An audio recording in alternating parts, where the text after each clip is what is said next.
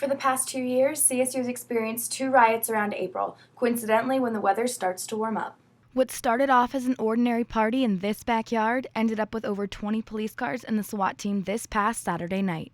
Within hours, hundreds of students had swarmed Blevin Court, and by the time the police showed up, students were throwing beer bottles and using profanity at law enforcement.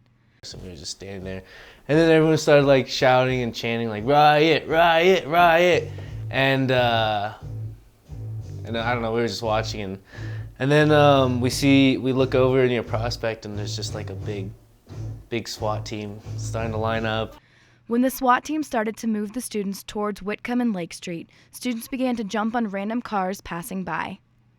The kids, they would like rock the car hardcore, and they would jump on top of the car and bang on it, and just, it was pretty bad. I mean, the one student that was in the car, like some of them were really, really mad, but others were like, whatever, it's college, but it was really bad. Like that could have ended up in a lot of damage. Police officers then were stated to have started using paintball guns, and students began to run towards campus, ultimately canceling the Relay for Life event that was being held that night.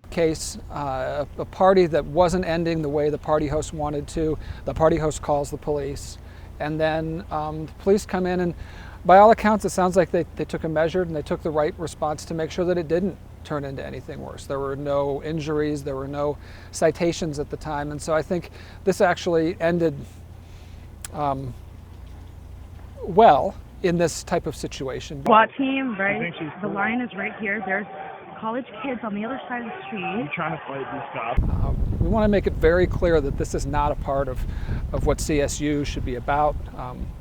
We absolutely are as concerned as anybody about the way our students behave out in the community, and this is not acceptable. It's not something the CSU condones.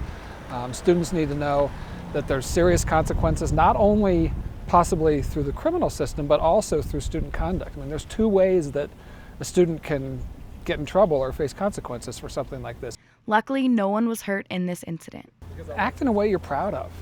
Act in a way that represents the university well. I mean, students here and people who work here all represent the university. And it's really important that we take pride in CSU and take pride in the way we represent, because it does affect, when things like this end up on the news in Denver. Is that really what we want CSU to be known for? It's not what CSU's known for overall, but by the same token, those of us who are here certainly don't want, that doesn't represent what we're about.